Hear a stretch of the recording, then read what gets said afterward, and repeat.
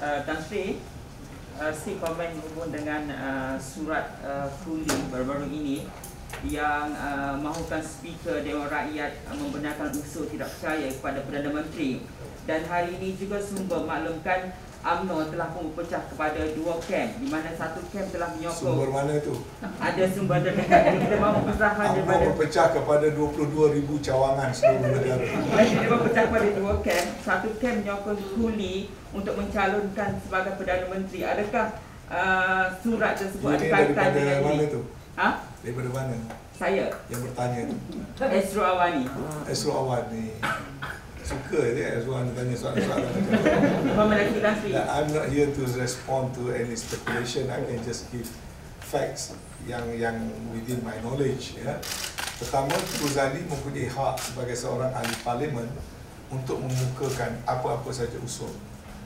Pada masa yang sama, Speaker Dewan Rakyat juga mempunyai tanggungjawab untuk melaksanakan tugas beliau berasaskan kepada peraturan-peraturan yang sedia ada.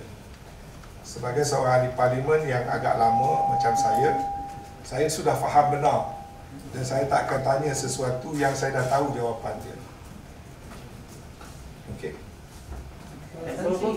Soalan kedua, Tan Sri, kan yang ada menyokong Kuli untuk mencalonkan sebagai Perdana Menteri. Itu saya boleh tanya di luar di mana-mana lah. Soalan tu soalan spekulatif yang saya tak perlu berikan respons. Jadi produk akan dibawa sebagai idea BN kepada yang di-Pertuan Agong ke? Tidak berbangkit sama sekali. Profesor Syahsani Faruqi argued that, saying that Article 43(4) overrides standing order of Parliament when it comes to no confidence votes. So, what's your take on it as a veteran MP? Well, it's up to those lawyers and constitutional experts to give their views. As you know, between lawyers, they have different opinions. So, and they are entitled to their opinion. Tan Sri, apa syarat-syarat UMNO kepada PN seperti yang dinyatakan oleh Dr. Sri Ahmad Maslan? UMNO Mesyuarat Biro Politik yang telah memutuskan hanya Setiausaha Agong UMNO mempunyai otoriti untuk membuat ulasan tentang perkara-perkara seperti itu. Tapi dah ada kapasiti Barisan Nasional, ada letak apa-apa syarat? Di peringkat Barisan Nasional belum mengadakan apa-apa mesyuarat, jadi tidak ada apa-apa maklumat baru. Bila agaknya dijangka mesyuarat itu, Tan Sri? Ya? Bila agaknya dijangka mesyuarat itu BN? BN tak dapat menjangkakan sebab belum ada apa-apa arahan. Tan Sri, dalam kenyataan Facebook semalam, Tan Sri ada memaklumkan bahawa tidak salah untuk UMNO bersatu dalam PAS kembali ke drawing board. Selain memaklumkan bahawa politik negara perlu distabilkan, boleh Tan Sri jelaskan lebih lanjut mengenai itu? Seperti mana kita maklum, posting saya itu dalam akaun peribadi saya, jadi saya juga catatkan di situ saya bersuara sebagai ahli parlimen Keterek. Ya, saya kena bezakan. Dan sebagai ahli parlimen, seorang ahli parlimen, saya berpandangan sangatlah penting semua pihak memberikan perhatian kepada membela rakyat. Saya merasakan terlalu banyak daripada kita sibuk memikirkan soal kepada siapa nak beri jawatan, kepada siapa patut ada kuasa dan sebagainya.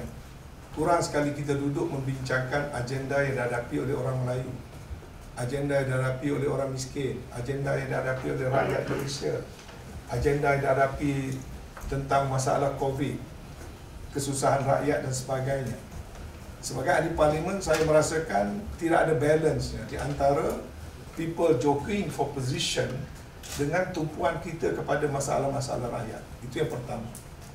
Yang kedua, apa pun orang kata, saya tahu saya ditegur, dikritik oleh setengah pihak, kata saya ni condong ke sana, condong ke sini. Tapi sebagai ahli parlimen dan juga sebagai seorang ketua UMNO bahagian yang juga adalah orang grassroots, saya berpendirian bahawasanya usaha mesti dibuat ke arah penyatuan, bukan perpecahan. Kita ada kerajaan sedang menjalankan tugas yang sangat penting pada saat yang kritikal dan sebagainya.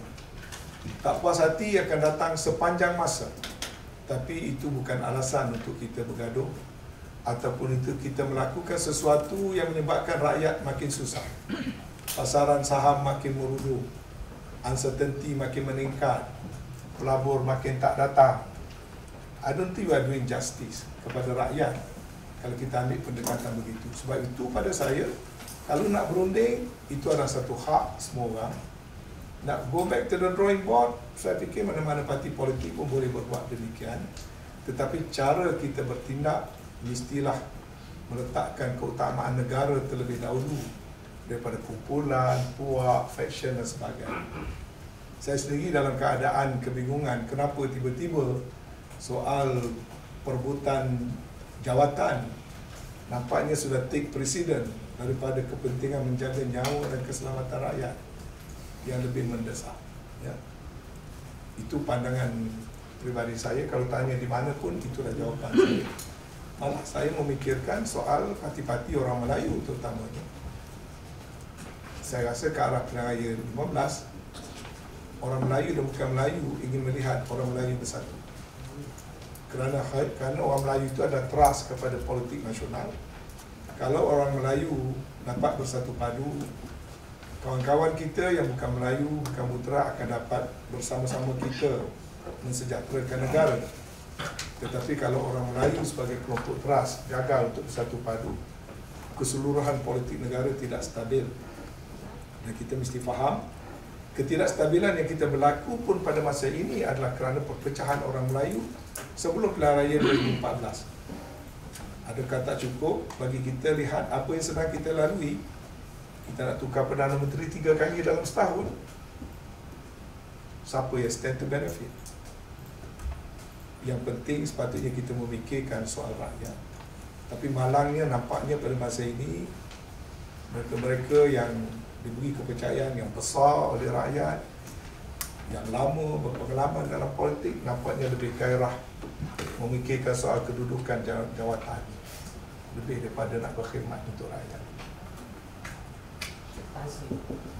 Adakah majlis tertinggi anda akan bincang tentang keputusan pilihan politik UMNO dan juga tindakan Kalau ada mesyuarat majlis tertinggi, sudah tentu perkara itu akan dibincangkan. Sebab saya perhatikan memang ia pun sedang dibincangkan, tapi kebanyakan dalam WhatsApp group dan sebagainya kerana mesyuarat belum dipanggil. Anyway, saya tidak jadi ahli majlis tertinggi, saya cuma turut hadir. Tuan-tuan tahu saya dulu bertanding, kalah, kemudian dilantik, kemudian tak lagi jadi Sesar Agung UMNO. So I'm not a permanent member dalam majlis tertinggi UMNO, saya hanya seorang ketua bahagian. Tapi saya dibenarkan turut hadir atas sifat saya sebagai pengurusi Sesar Agung Barisan Nasional dan Sesar Agung Muafakat Nasional.